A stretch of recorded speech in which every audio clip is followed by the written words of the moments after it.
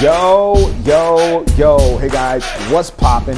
Jacques here, and we're back with the Outside the Box podcast. Of course, this show is the show you love. It's about sneakers, it's about technology, and it's also about relationship advice. If you are in a bind and you need someone to help coach you through, then you've come to the right place. But more than that, you know, we're also here to talk about sneakers and stuff.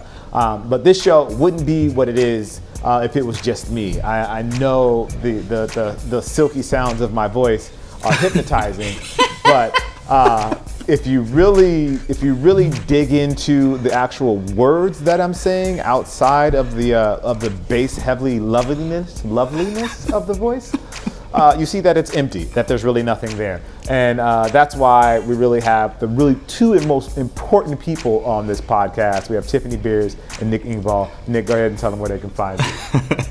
Nick Engvall, at Nick Engvall, NickEngvall on all platforms, and at Sneaker History on all platforms. And I love how usually we're very modest on these introductions, but Jacques just went all in and just was like, no, you're here for my voice. So I don't know, Tiffany, how do you live up to that? I mean, silky smooth voice. Anybody? No? Yeah? I'm Tiffany Beers. You can find me at Tiffany Beers on Instagram and YouTube, and it is my entertainment tonight to talk to these two about sneakers. I'm just telling, you know, just saying it how it is. People, you know, they really come here to listen to you guys. You guys give all the facts. You give the truth. You give the honesty. You give like valuable information, and I just ramble about whatever comes to mind. With that being said, I'm not at home. I'm in an Airbnb, and I feel weird about being in somebody else's house. Like, I don't know if you guys have ever been in an Airbnb, but like, I just have this natural curiosity. Like, I want to learn everything I can about the person whose house I'm living in. I think that's snooping, and you're not supposed to do that. Yeah, I don't know if you should say that, you know, until after you're out of the house. Yeah. Right, but like, I'm looking at the books, like I'm making judgment based on the books that they have on the bookshelf. Like I'm looking at like the college paraphernalia. Like there's a lighter just sitting on the shelf, so I'm like, are they a smoker? Is it cigarettes? Is it weed? Is this a weed head's house? Like, I don't know. There's just so many. Anyway, okay, sorry. What state are you in again? I'm in North Carolina. Let me stop judging people. But anyway, it's a lovely home, though. It is a lovely home. I'll say that. It is a lovely home. Enough about my personal tribulations and trials. All right, so let's get the show started. So we got some comments from you guys, which we always love. So if you ever want to send us comments, please do. It's Outside Pods on Instagram, on Twitter. We're on Tinder, we're on Bumble, we're on Grindr, we're on all of those places. We're not on all those. We're only on Instagram and YouTube and other places with podcasts. Sorry, Instagram, maybe just Instagram and Twitter. Maybe I was hoping we were on Grindr, but that's obviously it's not going to happen. But you can, if you wanted to find us, just look for Outside Pods. And anyway, you can DM us. And we got a DM from, I think this was Rev Fresh to Death. Let me make sure I said that right. Yeah, Rev Fresh to Death. And the question is, he wants to know a time we fell for the hype and regretted it once the hype faded. So I'll start this one off. So a shoe that I kind of well, I can't say that the hype faded, but I did kind of get caught up in the hype was when the Yeezys first released with the 750 and the 350.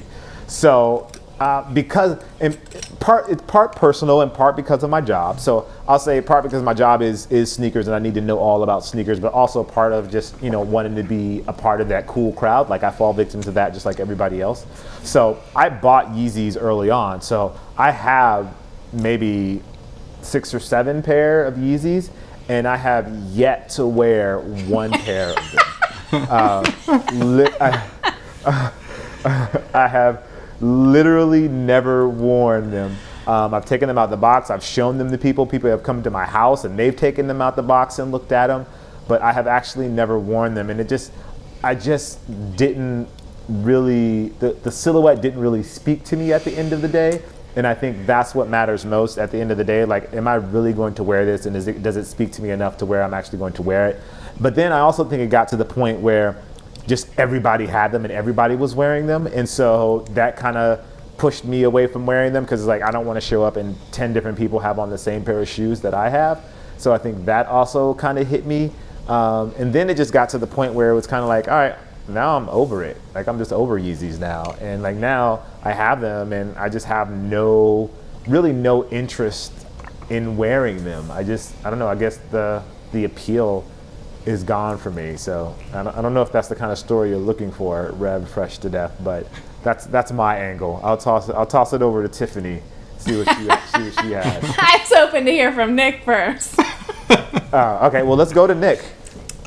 You know, this is really hard because I don't think I fall for the hype as much as I do, like, I fall for my own hype in, you know, like retro product, for instance. Like, I love Nike basketball from the 90s, right? So I'll buy like the recent Penny retros or like the Maestro retros, but like the worst one was the Air Up from a couple of years ago.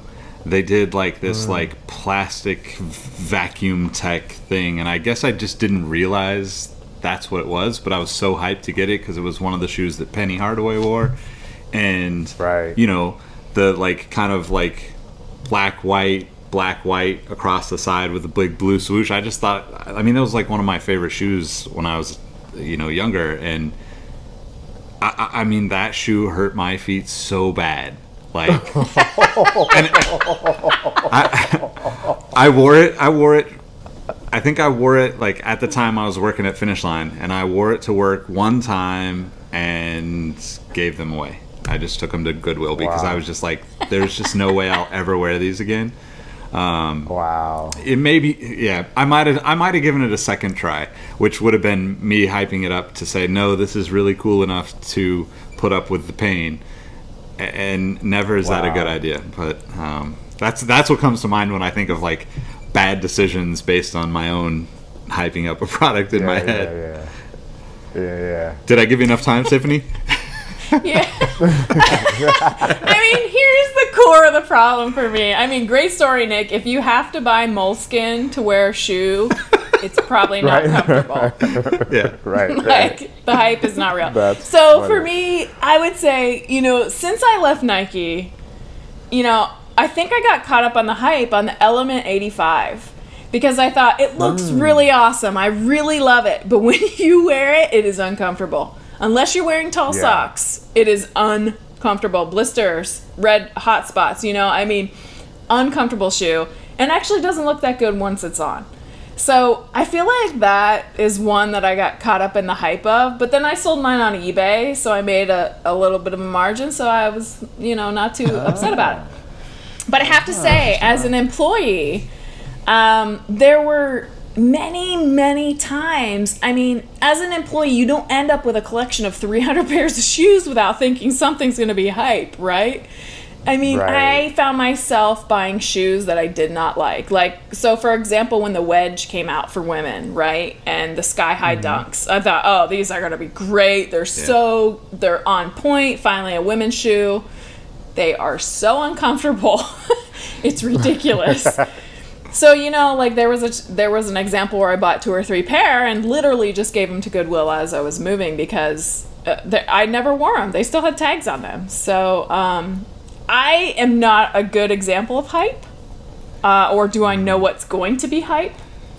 And so I only focus on buying shoes that I really like and that they're comfortable and I'm actually going to use and wear and have a purpose for. So it's kind of anti-hype, but at the same time, you know, we all fall to the hype from time to time. The brands rely on it.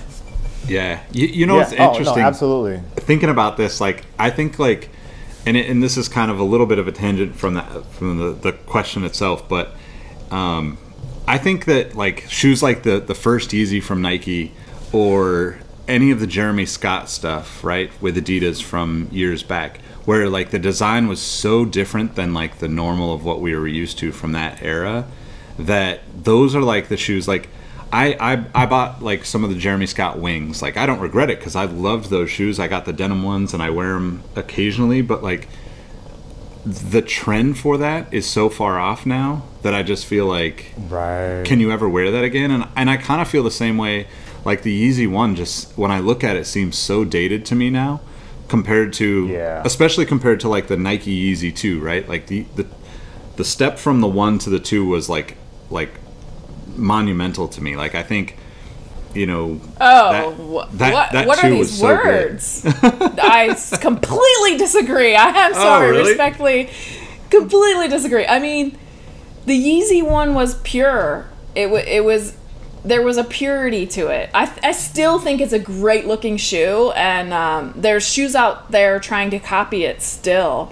I mean, the Yeezy 2 was okay, but it was like a, you know, I got my first round, this is what I learned, and here I'm gonna go after it again. But the Yeezy one, I mean, I'm biased, guys, be honest. I worked at Nike at that time. I may have worked on that project. I may have samples. I still love them. They're awesome. I think they're super great. That was a super awesome project. So do you feel like that the 2 wasn't enough of a step away from the 1? Like, do you feel like it was like just the formula just was repeated with different, you know, pieces?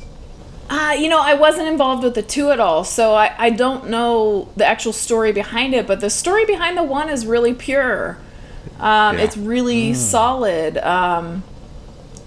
It was a different experience for me because I got to work on the product. You know, I got to work with the designers. I got to work with all the people involved with it.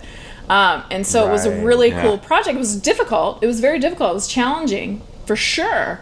But it was fascinating at the same time, you know, bringing someone that isn't used to the shoe industry and bringing them up to speed and bringing them into it. And that whole experience was truly amazing. I'm grateful for that experience. In the 2, I didn't understand what the story was. I didn't understand the why behind it. I mean, very clearly understood the why in the first one, and I don't know if that was communicated well, but I think the first one offered like an interesting, you know, you got the big strap and you got a difference that wasn't happening at that time in the market. Like there was some really interesting things going on with that shoe and challenges made where the 2 was just like, you know, I did it once, I'm doing it again and everyone's going to love it. And they did, and they wanted it, you know. It was definitely in demand probably for more than the first ones, but I didn't understand the story behind it, you know. Wow. Two things here. First, there's someone in the comments going, "Talk that talk, Tiffany. Tell the truth. Tell the truth about it." But on the second part, like I honestly feel like I'm in Nick's boat. I like the Yeezy 2 more than I like the Yeezy 1. I thought, I thought the Yeezy 2 was like a slicker, more slim version of it, and this may, you know, speak from my own bias when it comes to sneakers and the styles that I like. But yeah, I definitely lean more towards the 2 than I do towards the 1. But it's interesting, you know, to hear your perspective of it, you know, from as a designer, that you look at the 1 as more pure and speaks and resonates more with you than the 2. Yeah, I mean, the 2 had new tooling, right? You have a new midsole. When I say tooling, I mean midsole and outsole. You have a custom designed midsole and outsole based on what the designer or the collaborators want. Where the 1, you know, we reused the tooling, so which is arguably more challenging. But I think there's good and bads to both, but I just, you know, to be honest, I didn't pay much attention to the 2, you know, but I really think, you know, you look at what's the Jordan 1, that's the, who's the guy that used to be associated with Kanye and then now he's got his own collab with Jordan. This is terrible for a podcast. Don C, right? Yeah. That Don C shoe with the strap, to me, just looks a lot like the Yeezy 1. Yeah. Like it's taking a lot of hints from the Yeezy 1 and I really like that shoe. I think it looks really great. Like it's a little bit slimmer, it's a little more minimal than the Yeezy 1, but at the same time it's like it's kind of going after the exact same look.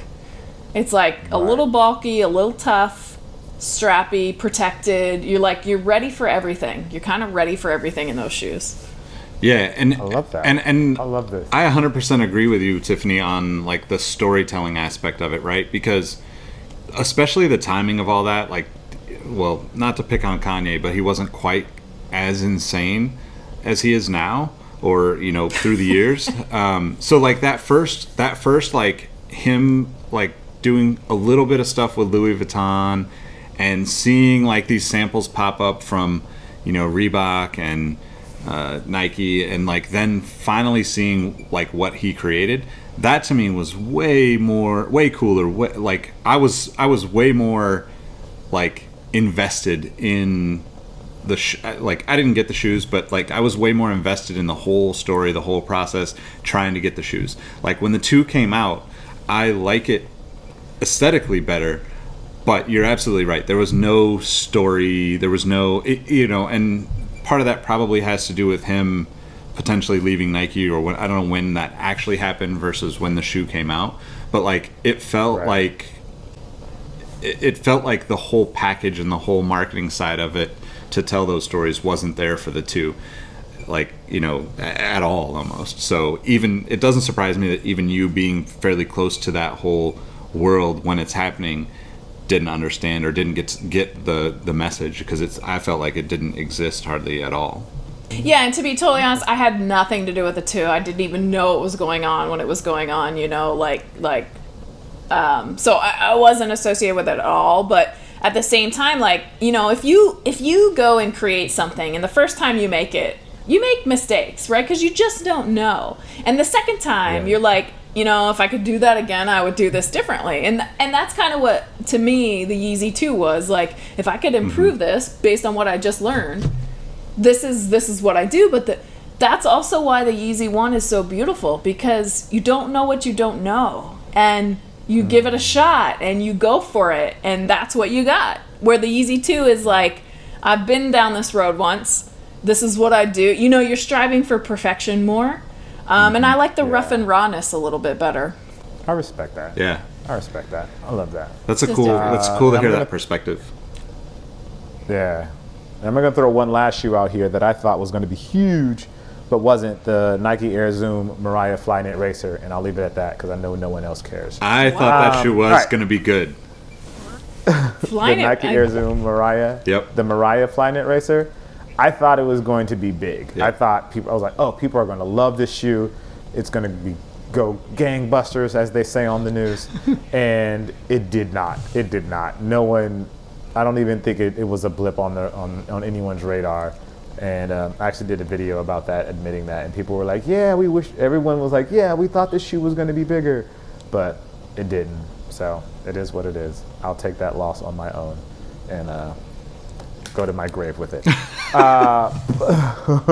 But next up is something that was this brought up by someone in the DMs, or is this something we want to talk about with GOAT and Kyle Kuzma? So he signed to GOAT. If I'm make sure I remember this right, he signed to GOAT, and he's going to wear whatever shoes from GOAT he wants that are Nikes, obviously, because he's a Nike athlete. But we haven't really heard much from them about it, which is weird, because it seems like that's something that you would hype up if you have an NBA player as a part of your roster. Has anyone heard anything about it or know anything else that's happened outside of like that first initial announcement? I haven't. So this came from Dre McGray on Instagram. Yeah, I haven't heard anything about it since they announced it. I mean, they announced it mid-October, I want to say. Right. And I've seen Kuzma like in shoes. I don't remember. I think maybe there was maybe the deal wasn't necessarily on court shoes, but it was shoes that he was going to wear to and from the game, because that's like a whole thing now, is like people got to be seen walking in with 3 pairs of shoes in order to be cool. But I think the whole deal was incredible. Like, it was exciting to see that. Like, it's actually something that I won't say who, but I talked to people at two of the major retailers about setting something like that up and doing something like that where they could have their own kind of sponsored athlete, because what it does is like it creates excitement around a variety of products, but it also highlights the product that he's going to wear on court. So it's good for, you know, Nike basketball, because he has a deal with Nike basketball. Like, he's been playing in the Adapt recently, and if he shows up to, you know, the game pregame, for instance, in the Yeezy 1 or carrying the Yeezy 1 or something like that, somebody's going to snap a picture, it hits social media, and I mean, it just, like, so much potential to do so many cool things with that. But I really haven't seen anything in regards to it at all. Yeah, it's so weird. So like, I just did just a little quick Google search, and literally, if you type Kyle Kuzma and GOAT, all the stories are from October. Yeah. Like October 17th, October 18th, 2018, and there's no news about it after that, which just seems strange to me. I would think that there would be more stuff out there about it, or even like on the sneaker blogs, or really anywhere. I don't see anything about it. I don't know what happened with that deal, if it just hasn't happened the way that people expected it to, or I don't know if maybe he hasn't been wearing the right silhouettes, and maybe that's what it is. Maybe he needs a better curated selection to play in, or to wear to the game. Or maybe it's because the Lakers aren't doing well, or maybe it's because LeBron's on the Lakers and LeBron's taking all the shine. I don't know. That's just a pretty odd situation to me to see, like, for it to be such a big deal and then nothing to come of it. Yeah, I think that's one of these little checkpoints, if you will, right? Like, relatively new guy, kind of a rising star. Is he as big of a star as we think? Like, let's throw something out there and see what happens, and let's wait. Mm-hmm. And then let's see what happens in playoffs, right? Let's see what happens with this team. Like, I think they're just testing the waters with this a little bit. You know, I think it takes the right personality, the right skill with the right personality to have a winning combination. And you bet on those sometimes, and sometimes you lose, and sometimes you win. And it's an expensive bet to lose. So to me, it seems like that's what they're just testing the waters to kind of see what the general interest in him is. But who knows? I mean, maybe there's an injury we don't know about. Maybe there's a complication. You know, anything could happen. But he seems like a pretty interesting person to kind of build a story about. So I kind of hope they build more. I hope it moves forward, because I'd be interested in hearing more about him. Yeah, I love GOAT. Like, I think there's a great opportunity here for him. You know, and I just don't know where it's going to come from. I would love to see GOAT expose this story a little more, because it does seem like there's an opportunity there for them to really separate themselves from the stuff that everyone else is doing, like what the StockX is doing, what Stadium Goods is doing. They have this opportunity with him to really highlight him, and, you know, almost kind of help legitimize the platform of the secondary market. I think the secondary market is still in that being legitimized phase. I think it's cool if people know about it, and like venture capitalists will start to invest and stuff like that. But I think having this NBA player attached to it makes it a little bit more legitimate than it would if there was no one attached to it. So I would love to see them do a little more with him. Yeah, and look at what Foot Locker just did, right? They just invested in GOAT massively. So, like, something's coming. Like, something interesting is happening here. Yeah, and that Foot Locker thing blows my mind. That is like, they invested $100 million in GOAT. Now, just to kind of put that into perspective, GOAT has been around for, I believe, 5 or 6 years, and in that 5 or 6 years, they've had a total investment from venture capitalists of $97 million in total. Foot Locker came along and invested more than they have had in total over those 5 years in one single investment. So that's a big move on Foot Locker's part, and I think we can really dig into this one a bit, because I see it as a couple of things for Foot Locker.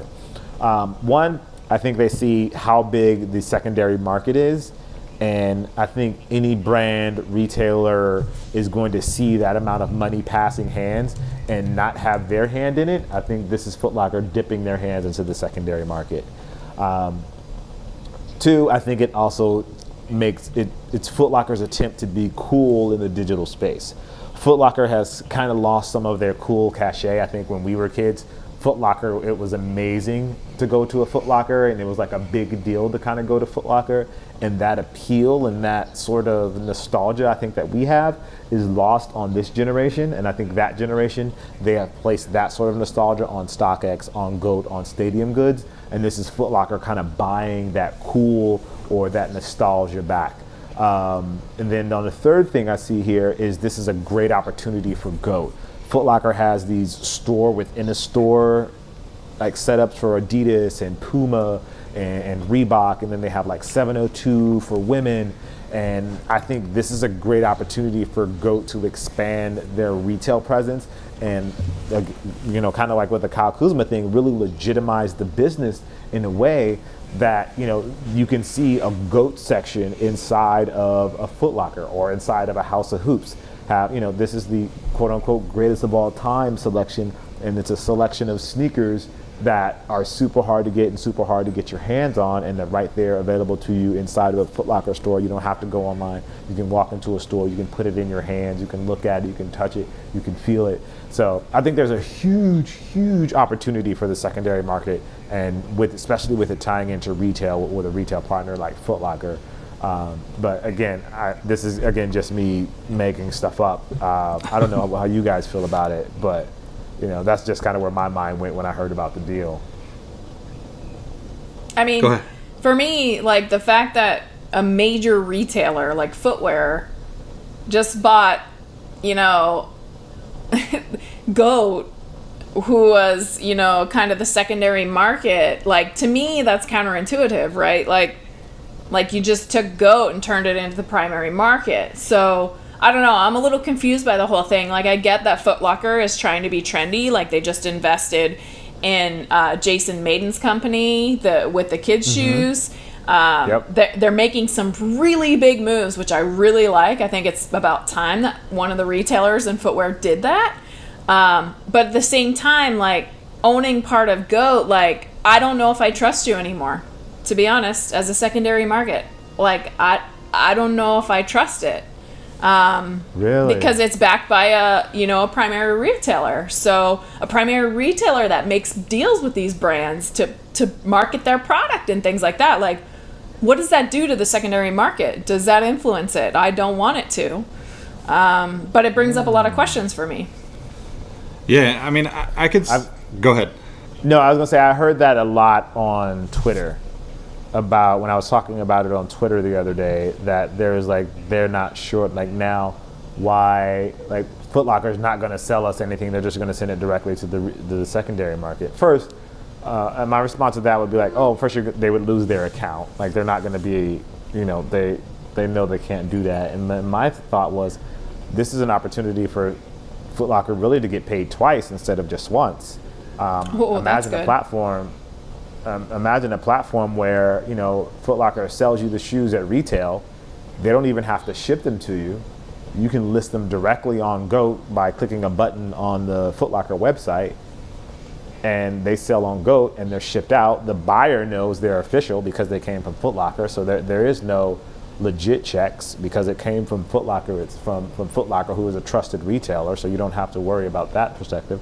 You don't have to worry about them being shipped to you or being shipped out, because Foot Locker or AKA GOAT is going to handle all of that for you. Foot Locker gets the retail money, and they also get their cut of the resale money. And like that's smarter than all of us. That's what I thought about. Yeah, possibly. I mean, that's a great scenario. Yeah, I mean that's what I think. But I think Twitter thinks no, Foot Locker is just going to sell it, just going to give it to GOAT, and have GOAT do the resale, as opposed to getting the retail money and getting the resale money. I think that's kind of like far-fetched though, right? I mean, I totally understand, like, you know, there could be temptation to do that, but Foot Locker doesn't control the amount of hype around a product, hardly at all. They almost have zero influence, in my opinion, on whether a shoe resells for more than retail or not. And I think that, you know, you could look at the Travis Scotts, you could look at the Off-White, the Yeezys. None of those shoes, Foot Locker, they would have bought as many as they possibly got of any of those shoes. And, you know, to me, there's no way for them to control the market. Like the brands still kind of control. But they can control the supply and demand. They're your face to the retailer. They can technically do that. Not to the extent that the actual secondary market would respond to it, because like a lot of that stuff, you know, gets to the secondary market through the back doors of Foot Locker, Finish Line, and other retailers. I know it's not supposed to be a thing, but it happens all the time. And you know, the biggest sellers on all the secondary market platforms are probably people that buy from a local, you know, retail store out the back door before it hits, you know, and the manager takes a cut and gets a little bit more money out of it. But I think that the thing that I think is most interesting about this is that it creates potentially places for people to bring in their shoes and sell them on GOAT in a Foot Locker where it's safe. You know, it takes away the kind of, oh, Craigslist, I'm going to sell my Jordans, and then somebody runs into, you know, violence or problems trying to sell their shoes to somebody else. This almost makes it like there's almost like a safe way for people to do business on the secondary platform, or, you know, on the GOAT platform, on the resale market, where I just see it kind of all tying together eventually. And I can understand where, like, there is in theory a way that, you know, they could potentially do that, or, you know, potentially like hold back product to drive up prices, but it's so unpredictable whether or not a shoe is going to be really, really valuable or not. Like, if you were to look at StockX, for instance, go look at like Jordan 1 mids, like say an all-star Jordan 1 mid from last year, like low sizes like 6 to 9, or maybe even smaller. Those shoes sell now for $300, $400, $500. When they came out, there were so many of them, and like you can still buy big sizes at close to retail or maybe a little bit more, but they were so, like, there's this weird place in the secondary market that I don't think that any of the platforms can fully understand yet. And I think that it's the same thing with Foot Locker and retail, right? Like, it's always a challenge for them to buy the right number of product and actually sell it, right? Because at the end of the day, Foot Locker can come and say, I want to buy, you know, 2 million Travis Scott Air Force Ones, and Nike's going to be like, no way, like, we're not making that many.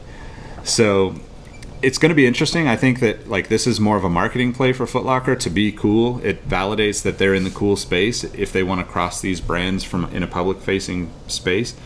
But the same thing with them investing in Jason Maiden, the same thing with them investing in Pensole. You know, like, I could see, you know, they need to cut me a check, but Foot Locker, you should just go ahead and buy SneakerCon now, because that's the future of marketing, right? Is in-person events. It's not going to be stores, and Lord knows it's not buying from apps, because that's a headache for everybody. So a couple things you said there I really liked. I do like that the youth can have a safe place to sell. I mean, I know my nephew started selling sneakers at like 10, and I was like, hey, be careful. Like, don't be posting those on Craigslist. Like, let's be really careful, because you might not understand the value, you might not understand the demand, and so I do like that a lot. But if I were Foot Locker and I was doing this, and maybe this reveals too much of my personality, you have an opportunity now to basically say, hey Adidas, hey Puma, hey Nike, I want this shoe and I want it in this volume. And they say no, okay, that's probably going to be a higher value. GOAT, get ready. This is what's coming. You know, like, they have a premonition now, because they have both sides of the brand. They have both sides of the retail really under their wraps, that they have an advantage that no one else has it. And if they use that correctly, they should be able to predict what's going to be more valuable, and they can control the demand and supply. If they play their cards right, they should be able to do it. Yeah, I think I hear what you're saying. And my thought on that is that they have access to people that already know that stuff anyway, right? Like, I've done work for almost every retailer in the footwear world at this point, it seems like. And even dating back, like, for instance, like just a few days ago, when I worked at Finish Line in like 2012, 2013, I think, maybe 14, something like that. I got a text from one of my bosses at Finish Line that I haven't talked to in years, you know, basically saying like, you were right about Finish Lines should have bought a resale market. And back then it was like the Soul Collector forums, and it was Kixify. There was no GOAT, there was no StockX. But to me, like, that's the future of all of this it's gonna be very gray. There's gonna be like this big pot of people, a big pot of money, a big pot of shoes, and everybody's playing in the same space, for instance. Because at the end of the day, like, if somebody's gonna buy, let's say somebody has $1,000 to spend, are they gonna buy 5 pairs of shoes off the wall at Foot Locker? Probably not. They're probably going to go buy 1 pair of Off-Whites and 1 pair of Yeezys off of GOAT or StockX, because that's the cooler thing right now, you know? And it's still the same $1,000 that's going to go into the sneaker market, in my opinion. Like, I get that, like, we've had this kind of separation of the two markets now for a little bit, but at the end of the day, like, just because there's more people, there's more secondary market platforms out there, doesn't necessarily mean that there's more money going. I mean, obviously the business of sneakers is growing. I'm not saying that it's not, but it doesn't mean that like the 20-year-old, the 18-year-old kid doesn't spend the same amount on shoes as, you know, they would have 2 years ago, 3 years ago, when there was no secondary market platforms.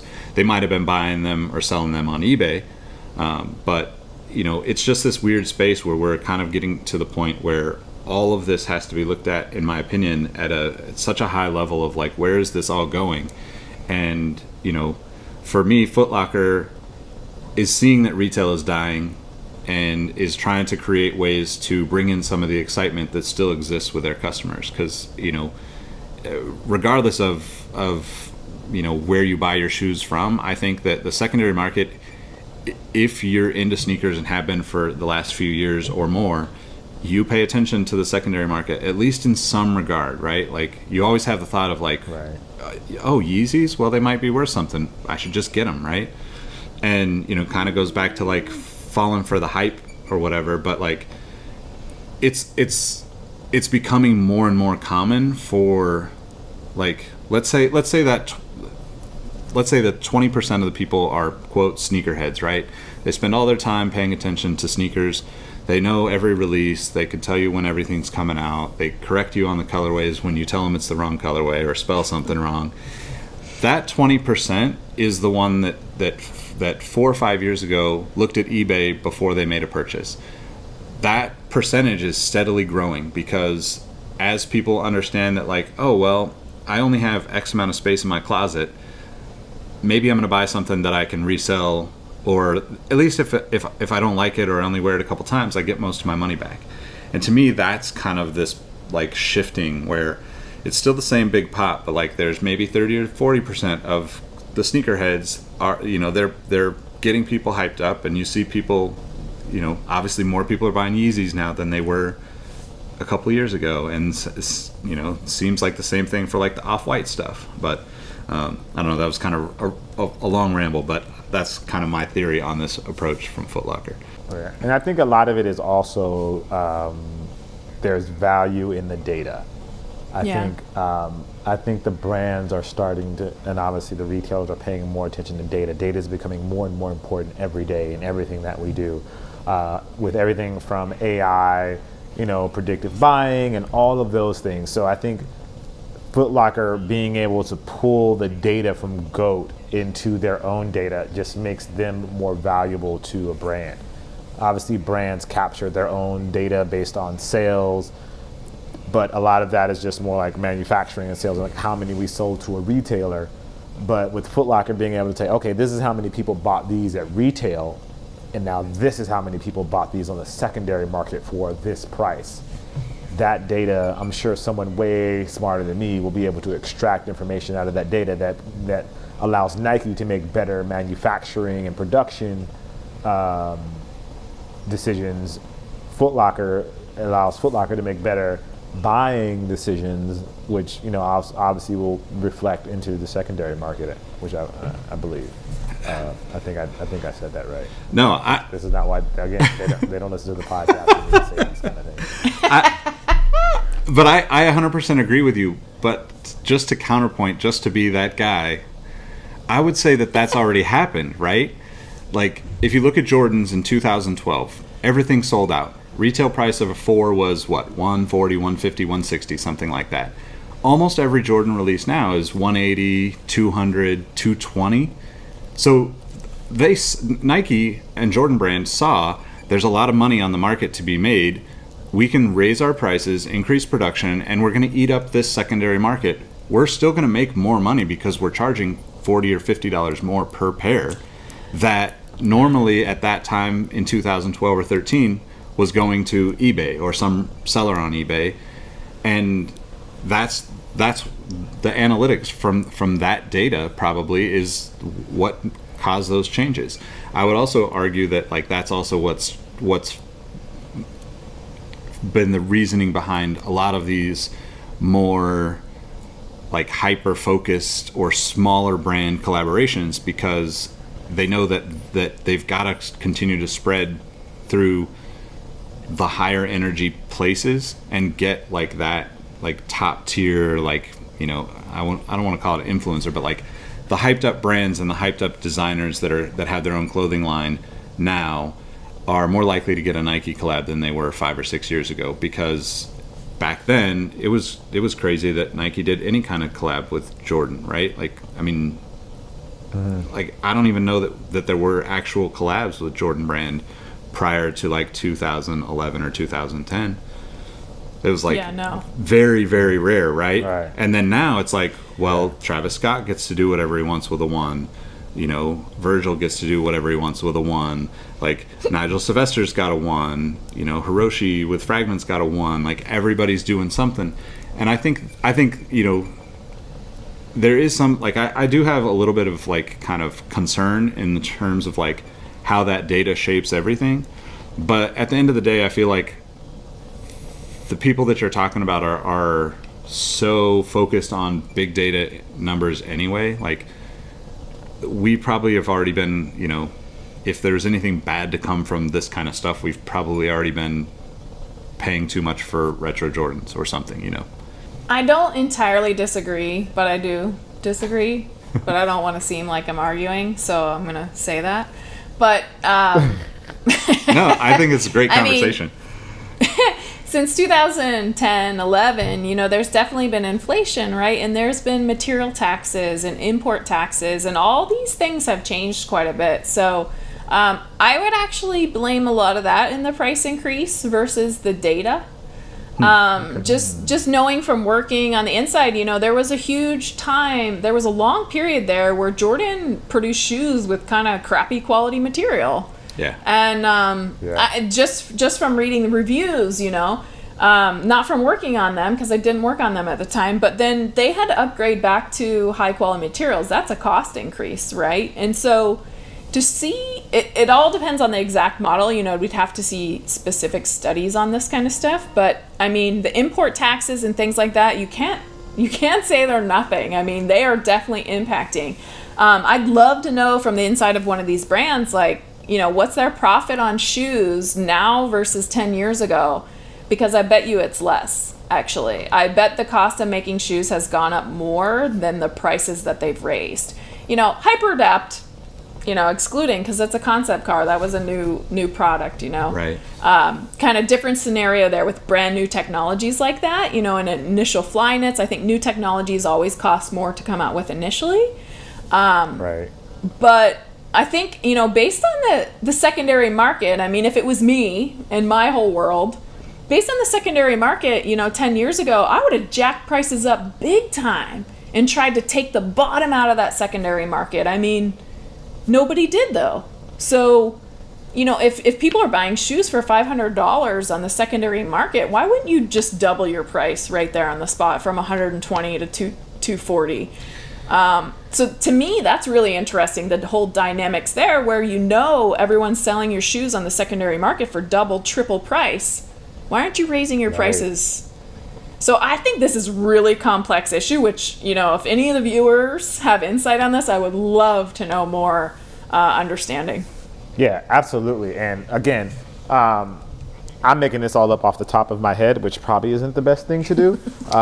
But, you know, obviously with Nick, with his experience, and Tiffany with her experience, we've all kind of shared our thoughts. And I would love if any of you guys could leave us some notes at Outside Pods, and maybe we'll get into this on the next episode, where you guys tell us what you thought, what you think. Why did Foot Locker invest $100 million? Do you think it's worth it for Foot Locker? Does this make you look at Foot Locker differently? Or does this make you look at GOAT differently? Does this make you look at the secondary market differently? And if any of you guys are actually in the industry and you know a little bit more about this and you want to share it with us, let us know, and we can share some of your feedback anonymously. We will definitely keep your identity hidden if you want to share some comments with us. So don't worry about us being like, yeah, it was Todd. His Nike ID number is 7463221. And no, you don't have to worry about that at all. So feel free to share with us if you want to share something anonymously. Just let us know. And again, that's Outside Pods all over the internets. I think that applies for dating advice too, right? If you want it to be anonymous, just hashtag anonymous. Well, yeah, hashtag it anonymous. But you know, I think it's more effective if I can like really let you know specifically. I want to, I want to talk to you. But again, if you want to be anonymous, I'm okay with that. By the way, you're now officially referred to on our new YouTube channel as the Love Guru, Jacques. And you know what? I don't want to. I'll embrace it. You know, if that's what they want to call me, I'll embrace it. I'm okay with it. I'm okay with being the Love Guru. I mean, with the type of insight and knowledge that I'm able to share, the wisdom that I'm able to pass on, guru. I mean, it feels appropriate. I'll just say that it does feel appropriate. So I thought he was going to say it feels not quite enough. No. I think appropriate. I think it's appropriate. Of course, they could take it a step further, but you know, we won't push. We won't push. We'll go with guru. That works. But anyway, the reason I know earlier in this episode I talked about being in the Airbnb is because I'm in Charlotte for All-Star Weekend, and something that has kind of caught my attention is All-Star sneakers. I feel like the energy that we've had in the past around All-Star sneakers has died, and I'm not sure if that is one because maybe the culture is just tired of All-Star sneakers, or is it just that brands don't think it's worth it anymore to invest in that way for All-Star, being that it's such a singular event. I don't know, but it makes me sad a little bit, to be honest. I don't get it. I mean, I've never gotten it. I don't understand. Like, All-Star is at the end of the basketball season, practically. Like, why are you introducing new shoes? Like, it's not. Go to the beginning. Go to the beginning, so everyone, when they start their basketball season in fall, where high school and college and everybody starts in fall, right? Like, they can get the new shoes. I mean, to me, it's just a little bit of too long of a gap from when actual people play basketball to the NBA. Although, very fun event and pretty exciting times. Like, I'd love to see more crazy shoes, like, that maybe aren't going to be the next big shoe. But, yeah, I don't know how to put it because it's at the end of the season. It's just before playoffs, right? Yeah, I mean, technically, it's like supposed to be like the middle of the season, but it is closer to towards the end. Yeah, and it is super awkward athletes because now are playing in new shoes. Like, hello. Yeah. It's super awkward too because, like you said, like the average person, like the kids in high school or junior high, are playing, you know, or like even in college, right? College ends in March essentially. So you're basically like all those people are like done with their season, so to speak. But I have always thought that the timing of that has been weird, especially like the cadence of like releases is always like I feel like the brands try to spread them out, right? Like Nike doesn't want to release a brand new KD and a brand new Kyrie on the same week because they want to have like independent marketing campaigns for each. Yeah. But the reality is like that's not how it works. You know, like the real world is like, hey, we're starting to play. You know, like what's out there new that we want. But I do agree. Like it feels like there's just like a lack of energy around like All-Star releases. I feel like there's just been. It's tough to. It's tough to compare to like the craziness of like the first time you saw like the I guess like the NASA themed stuff back in 2012 or whatever that was, with like the galaxy foams and that kind of stuff, because that was like so crazy over the top, and I think to me that was like the peak energy and fun that was being had with like product and all of that. Like if it, not to take away from All-Star, because if you've never been to All-Star, like you should definitely try to go and check it out, because it like the events and like the stuff that the people that are there and the brands always do cool stuff and fun stuff. I'm just speaking specifically about like the sneakers. I just feel like we've kind of seen a lot of the same stuff repeated, and like I would love to see more stuff like Tiffany suggested, like just like something crazy, like I don't know, like just do something that nobody's expecting and have like a new product that you hadn't even talked about or something. So yeah. All right. Two things. First, since you mentioned NASA, we're going to have a quick brief moment of silence for the Opportunity rover. It's been on Mars for 8 months and it's been radio silent for 8 months, and NASA is finally saying goodbye. And it pains me a little bit. Second thing, I just like literally thought about this while we were talking about it, and like you guys are right. Like the basketball season for most people is over by the time All-Star rolls around, and the other thing is that maybe just the energy around athletes and their sneakers, athlete sneakers, is dying, and it's moving more towards like celebrities and stuff like that, and that's where the energy is. And they don't necessarily participate in All-Star Weekend, so the energy is not going to be the same when, culturally people aren't checking for the athletes in the same way that they were before.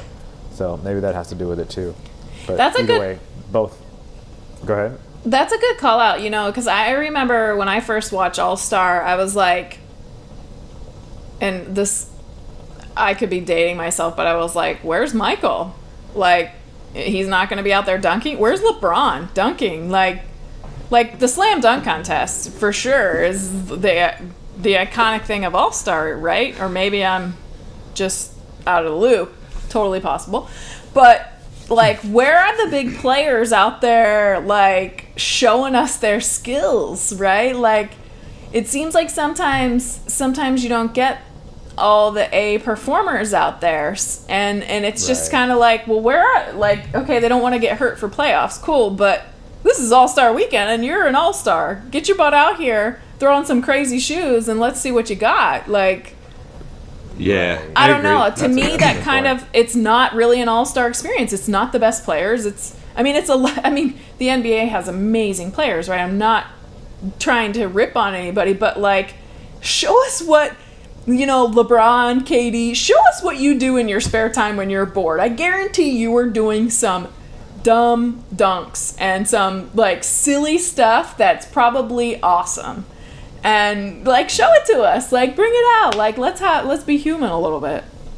Yeah, I agree. I think like that's always been like, for the past like probably, I don't know, maybe like 7-8 years, that's been an issue, right? Because as as a fan, you want to see like the absolute superstars of the sport out there all weekend having a good time and playing. Yeah. But then like the league has extended this whole, event of 3, now 4 or 5 days even, and the superstars are really only there Sunday for the most part, right? And like you get to see, maybe Steph Curry or Klay Thompson, those guys, 3-point contest or skills competitions, but like you're not seeing LeBron out there. You're rarely seeing like KD or anybody like that, where it's like your top, let's say top 10, 20 people in the league, players in the league, aren't out there until Sunday. It kind of, I don't know, it's kind of lost its appeal, in my opinion, because of that. Yeah. Yeah, that's a good point. That's a good point. That energy that used to be around it isn't necessarily there anymore. I feel like people are kind of stepping away from it and not participating in the way that we would like them to. And maybe that just goes to our expectations, or maybe it just goes to the athletes. You know. Yeah, I mean, Jacques, have an awesome time there. It'll be amazing. Yeah. It should be fun. It'll be fun, but at the same time, you know, you do want to see those guys play. But anyway, well, I think that's a good show. I love the talk we had today. This was good. I think this is our first real disagreement when it came to the Yeezy stuff. We don't usually disagree on most things. We generally along the same lines. We may have a few variations on things, but this is the first time I think we were like, no, yeah. I think it's the other one. Yeah, it's good. I love it. For you guys listening, as always, I just want to say thank you guys for listening. We really do appreciate you. Make sure you find us on Outside Pods. I am Jacques Slade. You can find me all over the internets at Kusto. That's Kustoo. That's on the Instagrams, on the Twitters, on the YouTubes, on the Grinders, Bumbles, Tinders, and on Pinterest, and maybe even on LinkedIn if you look hard enough. But this show would not be what it is with just me. It would just be like one madman rambling on a street corner, which is not something that's interesting at all. I have two very, very intelligent, very wise, very insightful people on this show, and they make my job so much easier. Nick, go ahead and tell them where they can find you. Nick Engvall at Nick Engvall on all platforms. At Sneaker History on all platforms. This was definitely a fun show. I enjoyed the debates. So Tiffany, go ahead and let them know how they can find you. Tiffany Beers. You can find me at TIFFANYBEERS. And that's on Instagram and YouTube. And I just want to say it first, you know, I disagreed with Jacques and Nick tonight. This could be my last show. So you guys comment. You let us know. We'll see how it goes. Wish me luck. Not at all. You're the reason both Nick and I are even doing this show. If it wasn't for you, no one would listen to it. Yep. So again, you guys can reach us on Outside Pods. Leave us any questions you have. Again, any relationship advice you need. Doesn't matter what sort of relationship you're in. I have the information that'll help you through it. As always, we appreciate you guys. Thank you for listening, and we'll see you and talk to you guys soon. Peace.